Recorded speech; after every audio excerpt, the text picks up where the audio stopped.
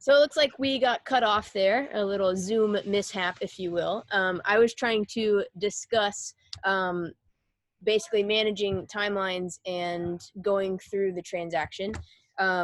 So what I was saying was it can be a bit overwhelming. You're PCSing, you've got a lot going on, and it's important that us agents take that load off your shoulders and explain to you exactly what's going to happen as it happens before it happens. You don't want to find out like, oh, your binder deposit's due by 3 p.m. today. You want to know a week prior that is going to be something that's on the horizon. So one thing that I do that, I've heard it helps my customers is I send a lengthy email each week, letting them know what the steps are, what we're going to expect. This first week of going under contract on a house, we're going to have this, this, this, and this. This is when it's scheduled. This is what we need to decide on. These are the conversations we're going to have. If you're a customer that would rather receive text messages from me instead of phone calls, totally fine. Just let you know when I'm going to text you about inspections, reports, that kind of thing. And then the week before closing, knowing where closing is, who the heck to talk to about wiring closing costs and all of those things. You don't want to be having to ask your agent for that information. We provide it to you because it's part of our job, is making sure you're informed, like I said, before it happens, not as it's happening, but before. And I even mentioned inspectors. Coming from a different city, you might not have a clue who an inspector is. And that's a good thing, because it's our job to know who is good at looking at older homes. There's a section of Jacksonville that all the houses were built in the early 1900s. You want to have someone that knows what to look for. You want to have someone that's really great at explaining it over the phone. For people who will not ever be in town, maybe it's a virtual showing and they go through an inspection and I go to inspections, but then they get this report and they have no idea. You want to make sure you have an inspector that is very good at explaining what that means, what maybe issues or non-issues could come from that list on the inspection, and what to worry about, what really not to worry about. Because we all know inspections are like 40 pages long, and it's a lot. And it can be very overwhelming if you don't know what to look for. And you want to have an agent that can walk you through that and say, hey, that's a matter of painting that section, that's going to be fine, versus, hey, that looks like a future pipe leak, we really need to investigate that. So, and Madeline, don't you think that your agent needs to be able to go 3 deep too? Because the inspector can't recommend who to go to, right? At least not here. So when there is something with the pipe, they need to be able to have the plumber and the roofer and the HVAC guy. So you need to have a really good database and relationships of who to go to, because now you're under your deadlines to get those extra inspections in. Yeah, and that's actually one of my favorite things too, is an inspection report comes back and you're asking for repairs, or maybe not, depending on the house. It's person to person, but if you're asking for repairs and you can suggest an electrician that you both know is reasonably priced and really good and trustworthy, and then from the buyer side, your buyer's getting an electrician we know, not just Joe Schmo that might do a good job, that's an added bonus, right? That's a network and a relationship that we have with workers in our cities that we know they do a good job and we trust them. Most of the people I recommend have actually done work on my own home. So, it's so important, because I had a client who was military, and they went for a house that was previously under contract. The contract had fallen out. It was no fault of the seller, but my clients ended up getting it under contract. Well, one of the items that came up on the report was electrical problems. And that's a pretty significant problem, that you want to get taken care of. So the listing agent and I used this electrician, and come to find out, the seller had already paid an electrician to do the exact work that was caught on the inspection report. But it was just the Joe Schmo electrician who charged them for the work and never did it. And that's the situation you can get into if you're military, you're coming in from, you don't know who to call.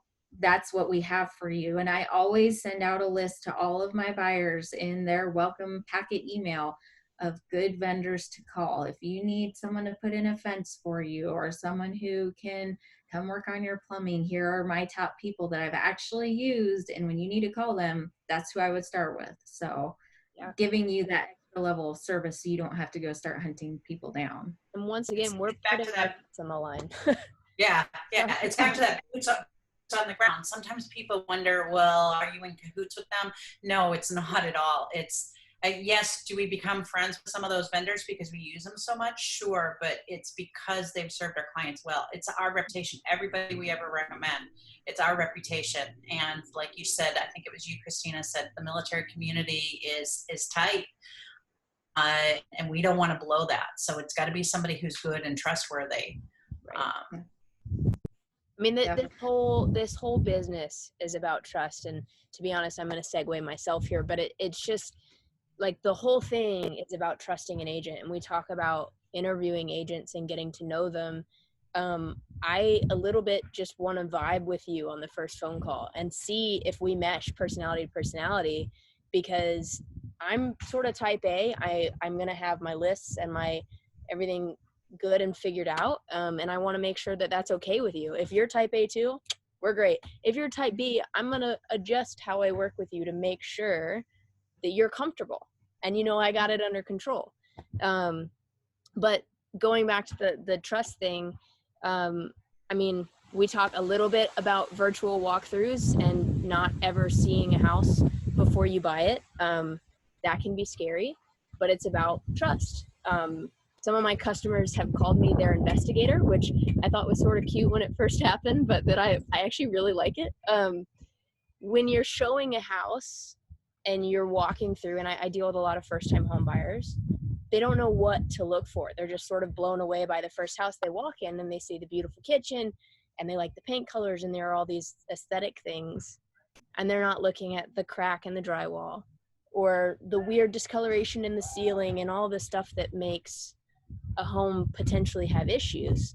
And it's our job to point that out. I mean, we can't just let them get excited about this beautiful home and it's the perfect layout for them and their dog will love the yard and not see that roof clearly has a leak and they just painted over it and hoped it would work, Or better yet, on the sight unseen, there's some agents that wouldn't tell you, it smells kind of funky in here, or the cat, the pet, or whatever, those things that you can't see on a virtual tour. If you don't have that trust with an agent that's really got your back, that would be a really unpleasant thing to come into. Yeah, it's very important. I had 8 sight unseen clients last year. Wow. And I am so nervous when they get there because I want them to love it. And so you better believe when I'm doing that FaceTime walkthrough or video walkthrough or whatever I have to do, I'm like, there's a dot right there that you need to know about, or, I will point everything out because I want you to know coming in exactly what you're getting into. And one of the clients last summer, I showed him this house. It had been completely redone. It was a flip, and walking into it, like you said, Madeline, it was incredible. It just blew us all away. It was beautiful. But as I'm walking through, taking my FaceTime video, the floor is going like this. And you couldn't see it in the video. So they had it staged and they had an empty wine bottle. And I'm like, let's just try this. And I set it down in the kitchen and it rolled all the way through the living room. And then we noticed when it got to the living room, the windowsill and the floor were like that. So they didn't even line up. Like you could see it was a significant foundation problem that, obviously we'll do a home inspection. So it'll save them from getting into a bad situation. But a home inspection in Washington is $450, give or take. Do you want to spend $500 to know you're going to walk away? Plus, with our timelines here in California, with how competitive it's been, we order the appraisal the day you open escrow. So that's $500 or more. And you have the inspection. We're doing everything concurrently, so they can be out $1,000. And for a lot of families, that they can't afford that. So we have to have that eye. We're not inspectors, but we have to say, this could be a potential issue, or especially in the flips. I mean, in getting, like, I've even joked, I get down on my hands and knees and like will look really closely at stuff, and some of my customers, I mean, I'll be in a dress or something, and they're like, what are you doing? But it's important, right? You want to show, I mean, I'll even take my shoes off to feel the carpet and be like, hey, FYI, carpet's a little sticky, don't really know how that happened, just don't want you to think that it's like plush because it looks gorgeous in the photos. You know, there's so much more to a house than just what you see in the professional photos, and that's part of our job too, is hiring a great photographer, but also because you want to get people in the house. Right. When we're selling your house, we're doing all these things, you know, our virtual tours and all that kind of stuff aren't going to show these things. Right. But when we're representing you as a buyer, because we do both sides, it's going to be different. But like when I do buyers, I also get out on the street because there's all that part they don't want to see. And I'm like, okay. And I don't want to make that judgment. Like what's too much street noise for me may not be too much street noise for you, but I'll say, wait, quiet. Can you hear the freeway over there? Right. And then like, I can remember one turning the camera and saying, I just want you to know there's power lines there. That doesn't show in any pictures. Are you good with that? Or are you bad with that? Here's what the rest of the neighborhood looks like. Right. Your house is brand new. That house looks like what we call a neighborhood in transition. Well, and even like showing outside the neighborhood, if it's sprawl or it's local restaurants, or if it's, you know, a 6-lane highway is 2 doors down from you. I mean, there's so many different aspects of a sight unseen purchase that an agent who's just trying to sell a house will not tell you. And you'll end up maybe in a part of town that you personally, you wanted a defined neighborhood with like the community pool, and instead you get, I don't even know what, but you don't get what you're looking for because that agent wasn't willing to show you, hey, this house is perfect for you except for the lifestyle you were choosing.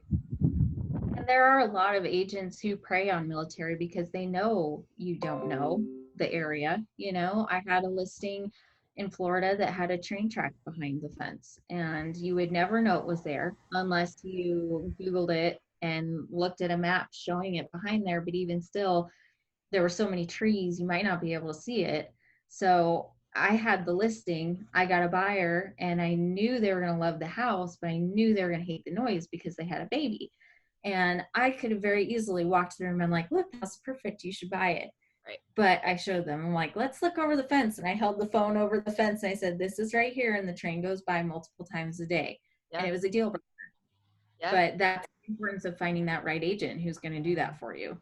So I will even, so I'm 5'5", which used to be average for females, but I'm pretty sure it's short now. But point of that being, one of my first customers that I did sight unseen, she was 5'6". So I literally would pace out the rooms. Like this is 6 of my large steps. And she would pace it out in her house to get an idea of room size. I mean, that's something you can't show in FaceTime or recorded video, is like, hey, this is actually sort of a small living room. I don't know, do you have a 9-foot couch or a 6-foot couch?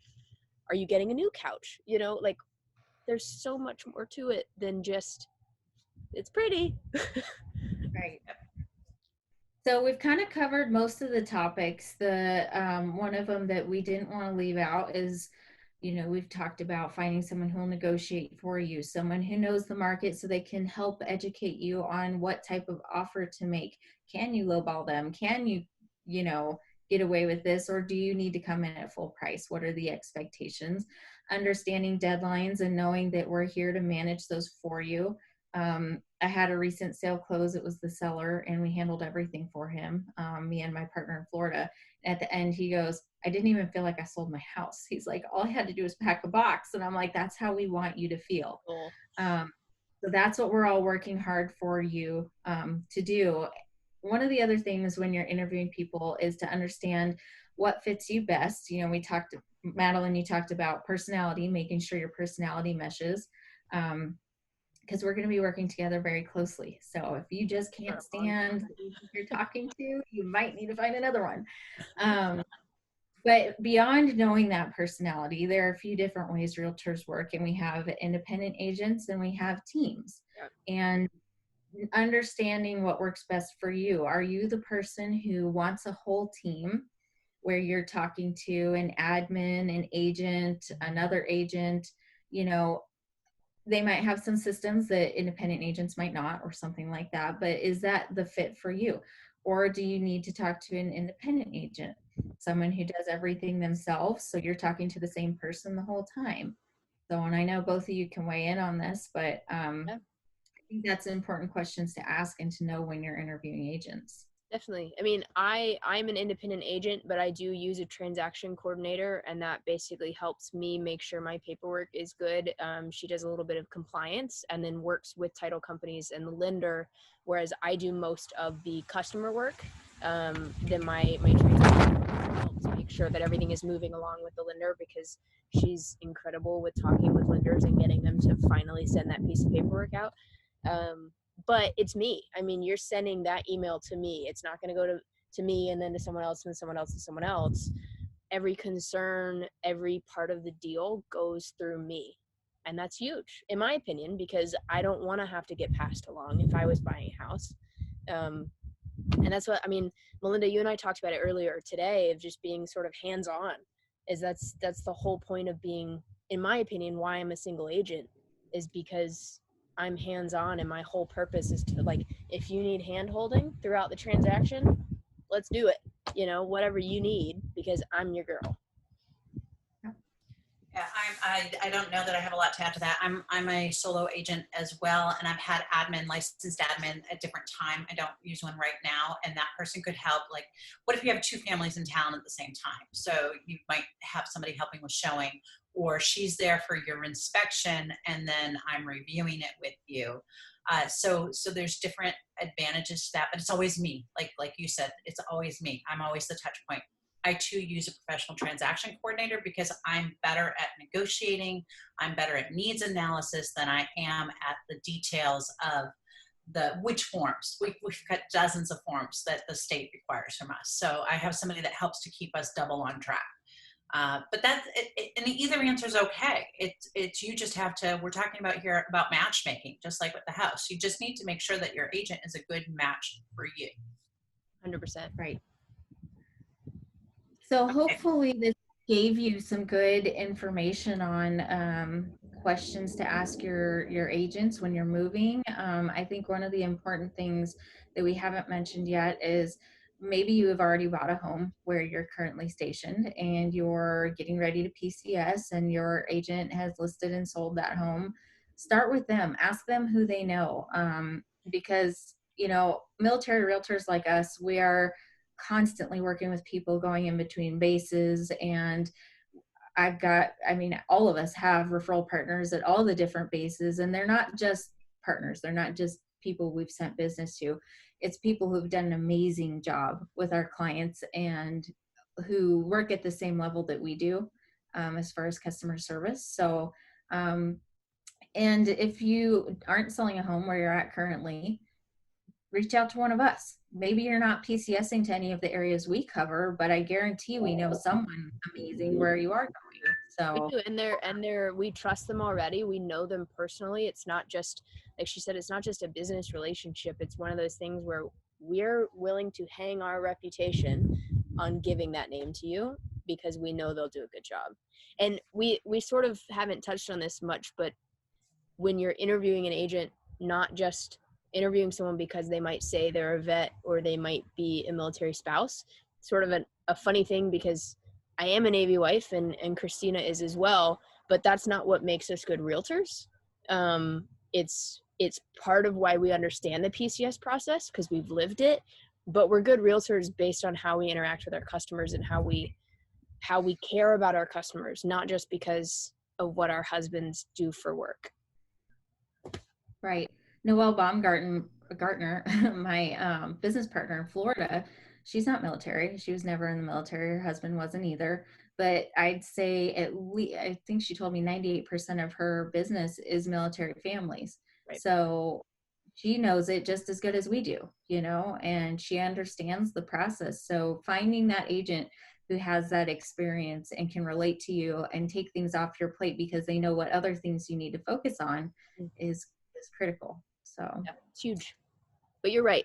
Sorry, I sort of interjected that in the middle of talking about we know people in all the cities. So if you need help finding an agent, and we're not Jacksonville, Whidbey, San Diego, we've got people in Virginia Beach, we've got people in Hawaii, we've got people everywhere. whatever it is, give us a call. We'll have our info at the end of this. Right. And I think it touches a couple things. So we're going to, next time we already got into a little bit into buying sight unseen. So we're going to deep dive into sight unseen. I think we alluded, we intend to bring you some lenders in the future. And I think what we will probably do at some point too, whether it's on our side channels or the main thing here, we'll bring you some of those agents at other places as well. We've talked about doing that too, to give you insight, that boots on the ground thing. We want to ask you guys before we go that in the comments, any topics you want covered, we're open. It's an open book, open season. And like we said before, we're your boots on the ground. Yeah, please give us your ideas. We have a general idea of all the things we want to touch on and help you guys with through the Empowered PCS, but what's going to help you most is just throw it out there. Comment, send us a personal message, whatever it is, let us know how we can help you. Yeah, we're here for you. So thanks for watching.